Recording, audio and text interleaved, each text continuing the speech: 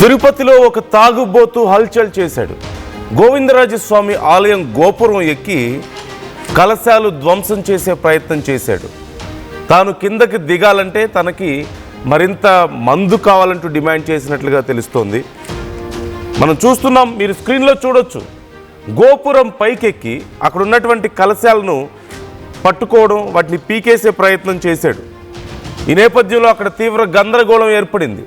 భద్రతా సిబ్బంది కళ్ళు గప్పి ఆలయం గోడ దూకి లోపలికి వెళ్ళాడు ఒక మందుబాబు. ఆలయం గోపురం ఎక్కి ఫుల్ బాటిల్ ఇప్పిస్తేనే దిగుతానంటూ వాళ్ళకి ఒక షరతు పెట్టినట్లుగా తెలుస్తోంది. తన డిమాండ్ నెరవేర్చకపోతే, తనకు ఒక ఫుల్ బాటిల్ ఇవ్వకపోతే తాను కిందకు దిగనంటూ చెప్పాడట. 3 గంటలు కష్టపడి మొత్తానికి ఆ తాగుబోతుని కిందకి దించారు పోలీసులు. గోపురంపై ఉన్న 2 కలశాలను పాక్షికంగా అతను ధ్వంసం చేశాడట. తెలంగాణ రాష్ట్రం నిజామాబాద్కు చెందిన తిరుపతి అనే వ్యక్తిగా గుర్తించారు. తిరుపతి ఈస్ట్ పోలీస్ స్టేషన్కు తరలించి అతన్ని విచారిస్తున్నారు.